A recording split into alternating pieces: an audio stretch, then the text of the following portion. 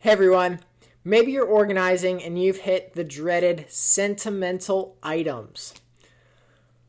It can be a postcard, a picture, a little trinket, a blanket, maybe even a toy or something that your kids broke that just brings back a fun memory. Well, we all go through these items, and some of us are more sentimental than others. I'm not very sentimental. A lot of my sentimental memories are up here, and I don't value them in stuff. But if you do, that's okay. We all have different levels of sentimentality.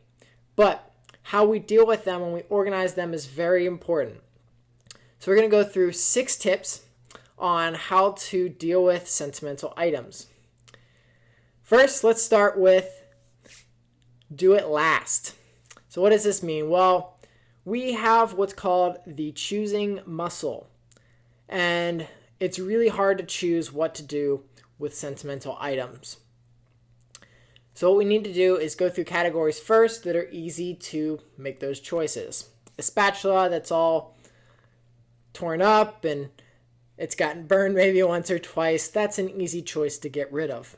And as we move along, we move to different items, clothes that are a little bit harder, but that process of going through easier items all the way back to sentimental items that are the hardest, we gain strength in our choosing muscle.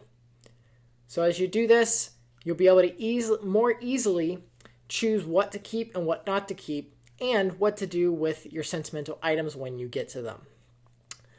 Another thing is give those items a dedicated space. So this can either be storage or display. Now, a lot of people have sentimental items all over their house, in a drawer in their kitchen, in a drawer by their bed, in a picture here, in a box in the garage, in a storage unit even. So we need to gather all of those things into one location to really understand what we have and how those things can go together. And we can put these things in different ways. We can put them all in one area storage-wise in bins. We can put them all on display depending on what they are on a shelf in your house. Or we can kind of do a combination. You can do a unit with shelving with doors underneath that you can store away some bins with some items, and up top display the more important items that you want to see and use kind of more regularly. This also just kind of helps keep you in a basis of, if I need to find an item, I know exactly where it is. Another thing is do it with someone who's going to help keep you on track, that's kind of removed from those sentimental moments. It can be a family member, but most of the time it's better to have a friend or a professional organizer come in and help you go through this process. Because as you go through these items, you may pick up one or two things and get to a third one and be stuck on it. Because you start talking about the story and you kind of hit a roadblock. So helping people who are removed from those situations allows you to really focus on the item and for them to focus on the process. They can say, okay, let's put this item to the side for now and come back to it. Let's keep moving. We also want to do is give ourselves a certain time span to do this in and work in shorter periods. So with kitchen items and stuff like that, we can kind of work for longer periods, 2-3 hours.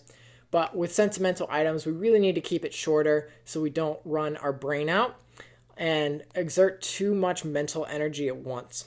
So 20-30 minutes is good. If you can go for 45 minutes, an hour, I would max do an hour at a time and take a break, watch a show, maybe just clean the house, go out, and then come back and do another small session of 30-40 minutes.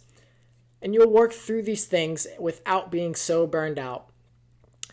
And we also have to take into account the items that we're considering passing down. Now, this is a hard one for a lot of people because we have items that we see value and sentimentality in, and we plan to pass them down. But we have to be considerate of those we're passing it down to and really have honest conversations with them about if this item is really something that means anything to them. Because if we're passing things down to people, we want them to be intentional for their life. We don't want to be a burden on them. So understanding what is valuable to them will give you a better understanding of what items they would even want passed down. So have open and honest conversations with those you're planning on passing things down to, and tell them to be honest with you.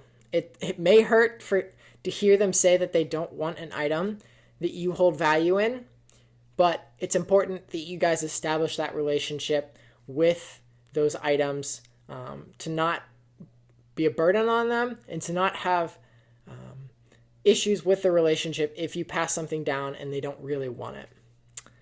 And finally, understanding things' actual value. So we have items that we've spent money on. I know I've done it, that I go to sell it and I try and sell it for way more than it's worth. So really, if you're going to release some items and sell them, if they're worth selling, then do some research. Talk to an appraiser, talk to someone else who sold stuff, look on Facebook Marketplace, eBay, for what those items are actually selling for. And don't try and push it for more than it's really worth and what things are selling for. So through this process, you kind of want to make 3 piles as well. Items that you for sure are not going to be able to get rid of. And pile of things that you are kind of on the fence about. That you are saying, I like it, but I don't know if it has the same value that it used to, and I don't know if it would really benefit me down the line. And then a pile of things that maybe you've said, I pulled this out last time, kept it, but now it doesn't really have the same value to me. And those are the things you can just get rid of. So as you go through this process, make sure you have someone with you. Don't do this alone. And I hope you enjoy the process and learned how to kind of manage sentimental items. And if you need any help, let me know.